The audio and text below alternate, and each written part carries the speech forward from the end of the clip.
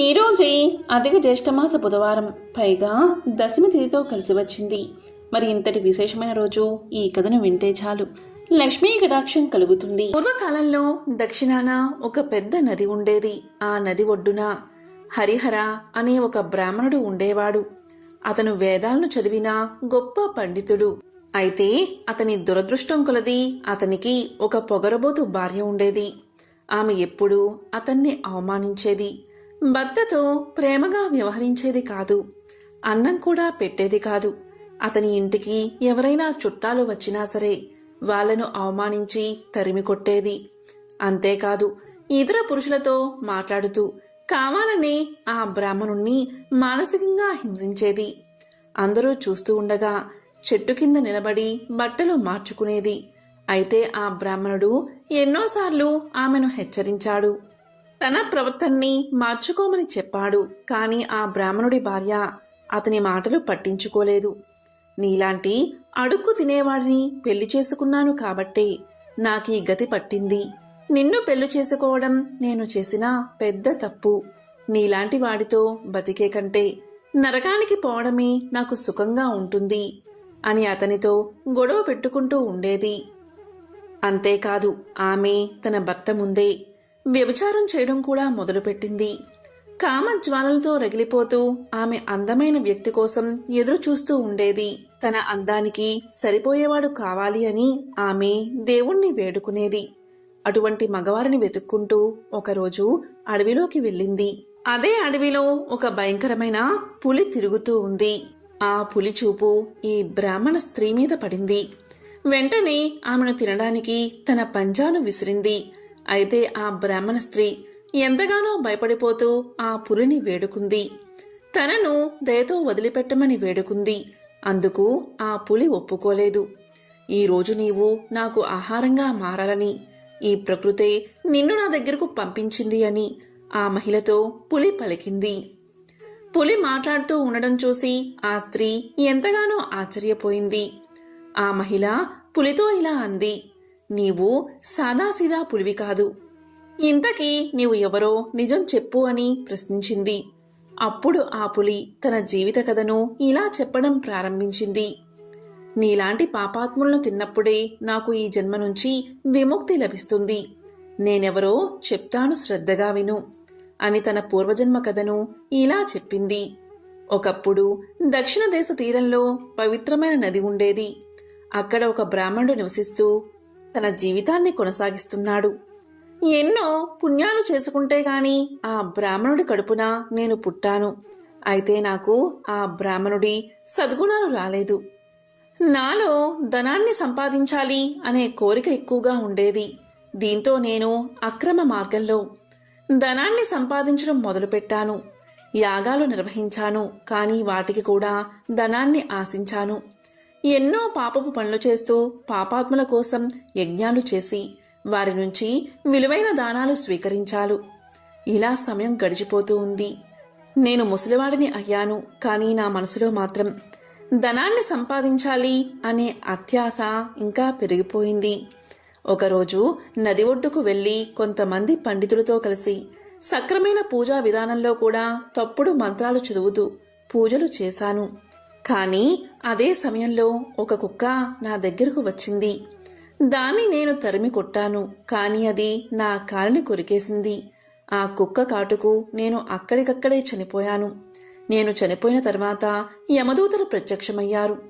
ఇటువంటి పాపాలు చేయడం వల్ల నాకు యమలోకంలో ఎన్నో శిక్షలు వేశారు. కొన్ని వేల సంవత్సరాల పాటు శిక్షలు అనుభవించిన తర్వాత నాకు ఇలా పులి రూపంలో జన్మ లభించింది.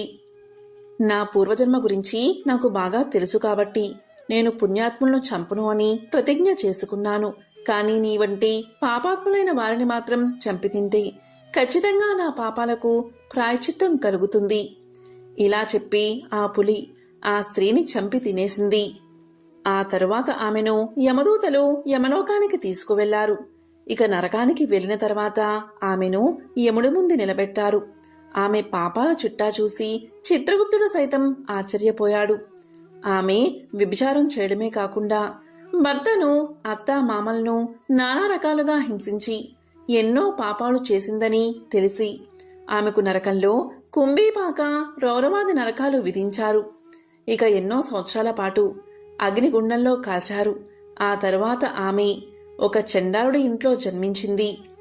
ఎటువంటి దాన ధర్మాలు, హిందూ సాంప్రదాయాలు తెలియని ఇంట్లో ఉండడం వల్ల ఆమె 20 సంవత్సరాల వరకు ఎన్నో అవస్థలు పడుతూ బతికింది. ఆ తరువాత ఆమె ఒక నది ఒడ్డుకు వెళ్ళినప్పుడు అక్కడ కొంతమంది స్త్రీలు తులసి మొక్క ముందు దీపం వెలిగించడం చూసింది.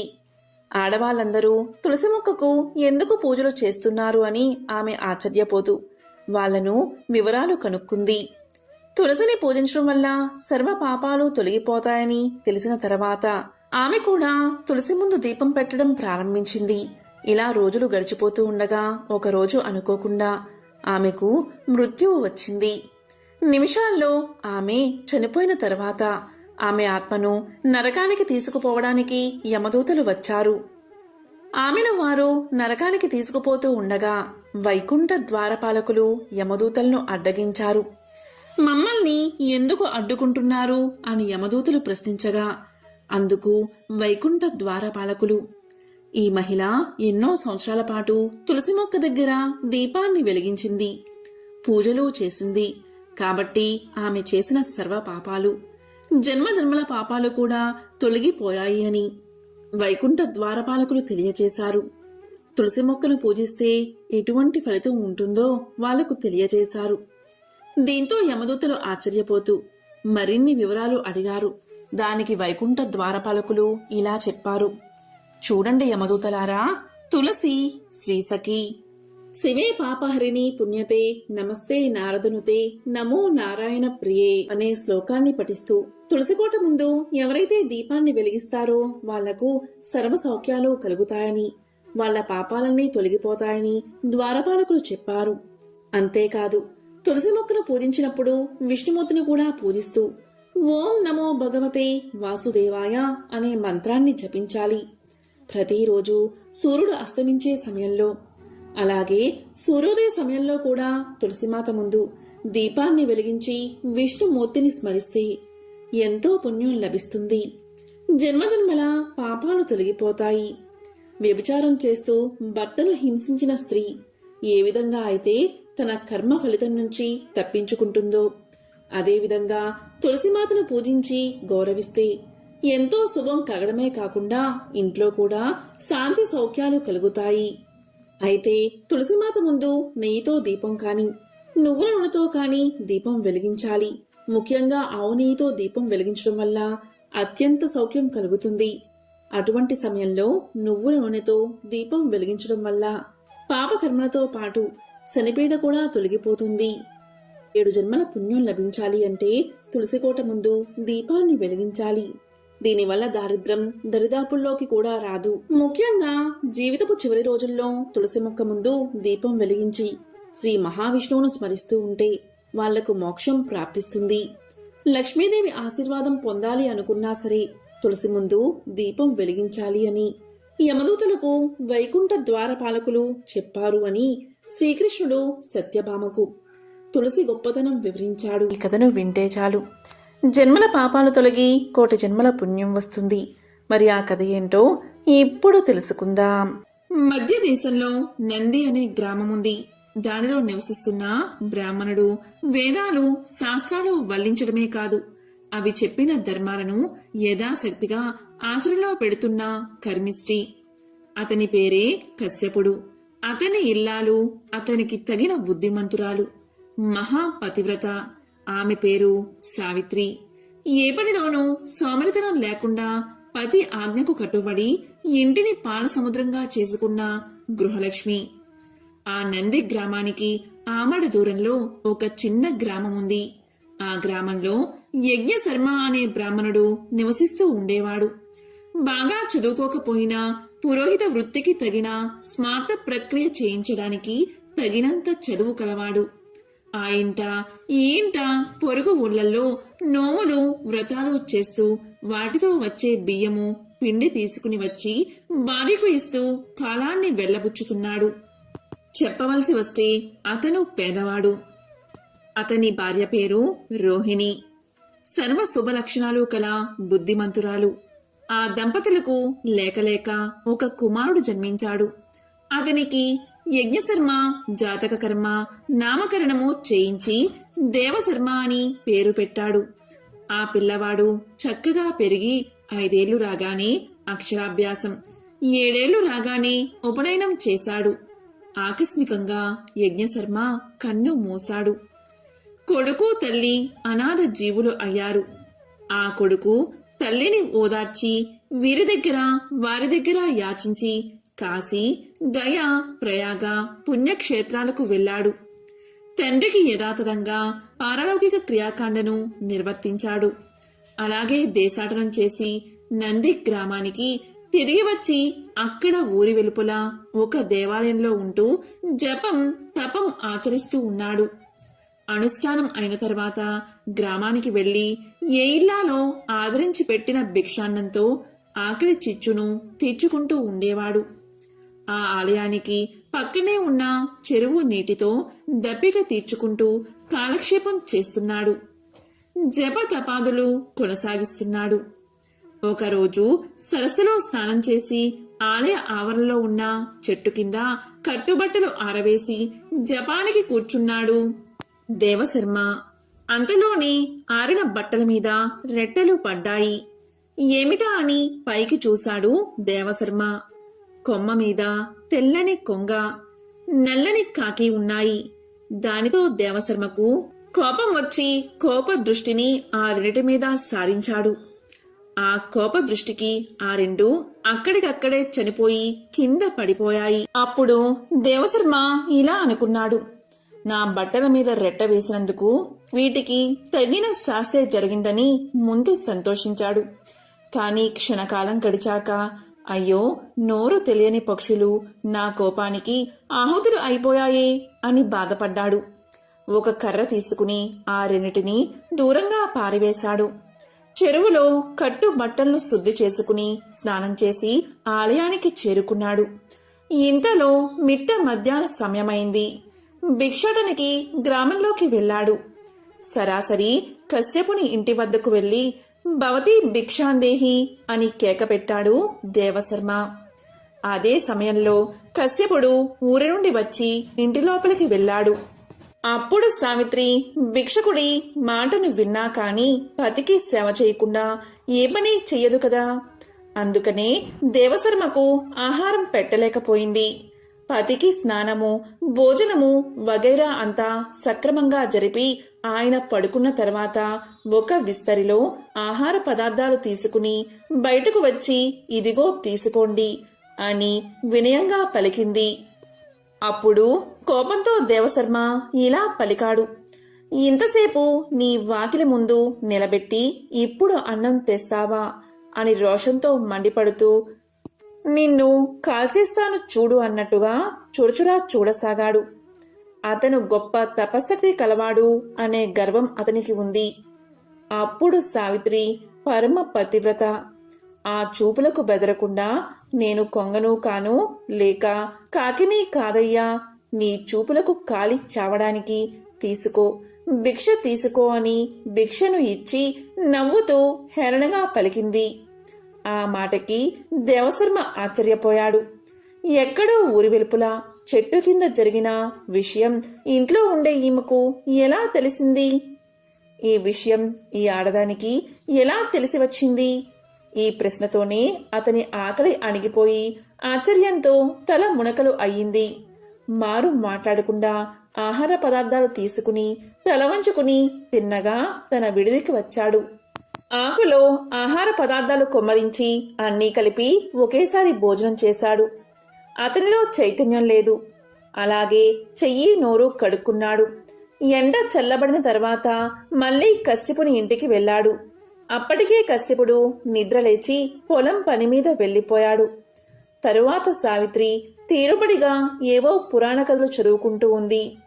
ఇంతలో అమ్మ అనే కేక వినబడగానే ఆమె నిదానంగా బయటకు వచ్చి వీరి వసారాలోకి తొంగి చూసింది. ఎదుట చేతులు జోడించి నిలబడి ఉన్న దేవశర్మ కనిపించాడు. అప్పుడు సావిత్రి ఇలా అడుగుతుంది, ఓ బ్రాహ్మణుడా, మళ్ళీ ఎందుకు వచ్చావు అని అడిగింది. దానికి దేవశర్మ ఇలా అడిగాడు. అమ్మా, ఎక్కడో జరిగిన దానిని ఇంట్లో ఉండే నీవు ఎలా చెప్పగలిగావు? ఆ శక్తి నీకు ఎలా లభించింది? అది అడగడానికే వచ్చాను అని బెదిరిపోతూ అడిగాడు. అప్పుడు సావిత్రి ఇలా పలికింది. ఓహో, ఆ సంగత. పతినే ఆరాధ్య దైవంగా భావించి సేవించడం భార్య ధర్మం. నేను ఆ ధర్మాన్ని మరిచిపోకుండా పాటిస్తున్నాను. దానివల్లే నాకు ఆ విషయ జ్ఞానం కలిగింది. స్వధర్మం ఎంత కర్మసఖ్యమైనా శ్రద్ధతో ఆచరించేవారికి అన్ని శక్తులు అలవడతాయి. దేనిలో ఆశ్చర్యపడవలసిన అవసరమేమీ లేదు. ఇక నీ విషయం. నిన్ను నవమాసాలో మోసి దుర్భర ప్రసవవేదన అనుభవించి నిన్ను కళ్ళల్లో వత్తి పెట్టుకుని పెంచిన తల్లిని, పైగా అనాథను, నీపై ఆధారపడి ఉన్న వ్యక్తిని గాలికి వదిలేసి నువ్వు ఇక్కడ చేసే జపం, తపం అర్థంలేని పనులు. కన్న తల్లిని మించిన దైవం లేదు. మాతృదేవోభవ అనే శృతివాక్యం నువ్వు వినలేదా? విని ఏం లాభం? ఆ మాతృదేవతను సేవిస్తూ ఉంటే అన్నీ నీకు వశం అవుతాయి. ఆ మాత్రం తెలియకుండా స్వధర్మ త్యాగమై ఏదో తపస్సు చేస్తున్నావు. నీ తపస్సు వల్ల వచ్చిందేమిటి? కొంగని కాకిని చంపడమే కదా. వెళ్ళు, ఇంటికి వెళ్ళి తల్లిని శ్రద్ధాభక్తులతో సేవించు. అదే గొప్ప తపస్సు అనుకో. ముందుగా నీ కోపానికి బలైపోయిన పక్షులకు దహన శుద్ధి చేసి స్నానం చేసి తిన్నగా ఇంటికి వెళ్ళు. తల్లిని పోషిస్తూ ఉండు. నీకు యజ్ఞశర్మ అనేవాడు తన కూతురునిచ్చి వివాహం చేస్తాడు. తరువాత మీకు కొడుకు పుడతాడు. అతను నీ వంశకర్త అవుతాడు. తరువాత నీ తల్లి, అలాగే నీ భార్య చనిపోతారు. ఇంకేముంది, నువ్వు యథావిధిగా సన్యాసాన్ని స్వీకరించు. ఆ నరసింహస్వామిని మనసారా ఆరాధిస్తూ కాలక్షేపం చెయ్యి. జన్మాంతముందు విష్ణు సాన్నిధ్యాన్ని పొందుతావు అని చెప్పింది సావిత్రి. ఆ మాటలు అన్నీ విన్నాడు దేవశర్మ. ఇలా పలికాడు. క్షమించు తల్లి, బుద్ధి వచ్చింది, పోయి వస్తాను అని వెనుతిరిగి వచ్చి పక్షులకు దహనాధికం చేసి తిన్నగా స్వగ్రామానికి చేరుకున్నాడు. సావిత్రి చెప్పినట్లుగాని మాతృసేవ చేస్తూ గృహస్థుడై పుత్రుడు కలిగిన తర్వాత భార్యా తల్లి మరణించాక సన్యాసి అయ్యాడు. ఆ నరసింహస్వామిని నమ్మి ఆరాధిస్తూ జన్మాంతమందు విష్ణు సాన్నిధ్యాన్ని చేరుకున్నాడు. ఎంతో పవిత్రమైన విశేషమైన ఈ కథను విన్నవారికి సకల శుభాలు కలుగుతాయి. మరి ఒక కథను ఇప్పుడు తెలుసుకుందాం. చంద్రవంశపు రాజుల్లో శంతనుడు చాలా గొప్పవాడు. అతను దాన ధర్మాలకు, దైవభక్తికి పెట్టింది పేరు. బల పరాక్రమాలకు, చక్కటి పరిపాలనకు అంటే పేరు పొందినవాడు.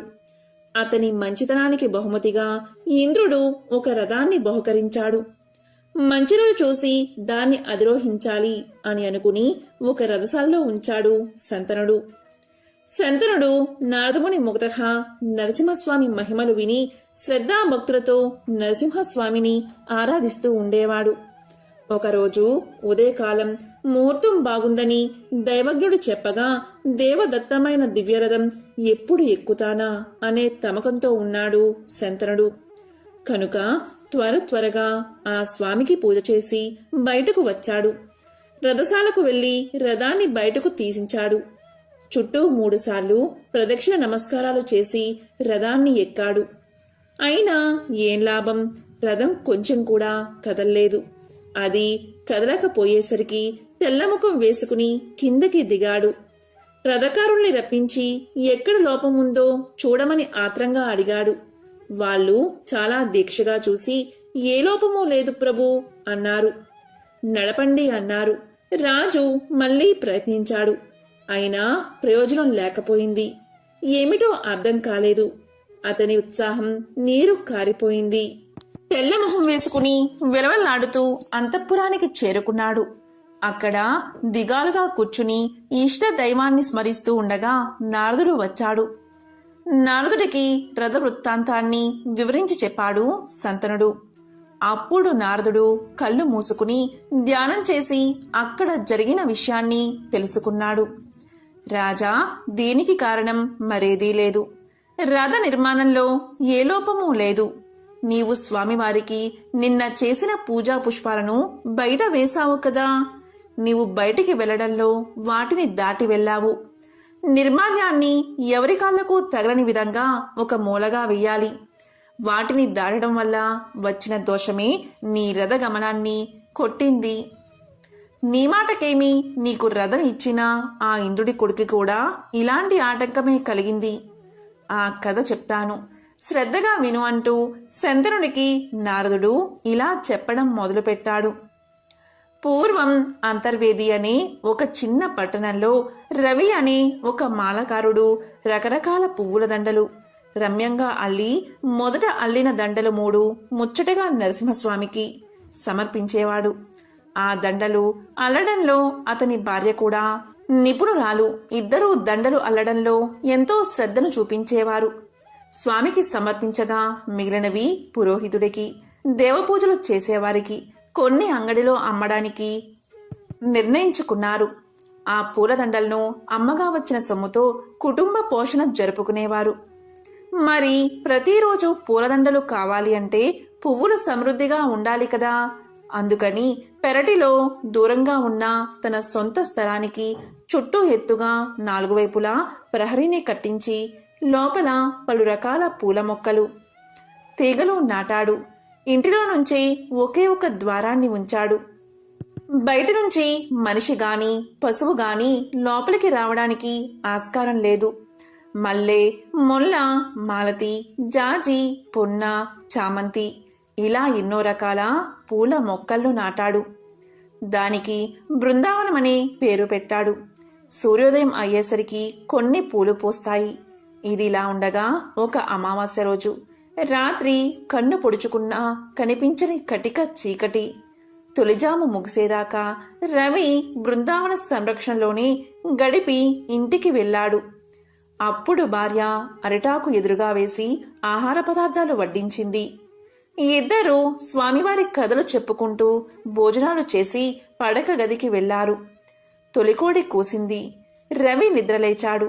స్నానాన్ని ముగించుకుని నరసింహస్వామికి మేల్కొలుపులు పాడుతూ పువ్వుల బుట్ట పట్టుకుని తోటలోకి వెళ్లాడు.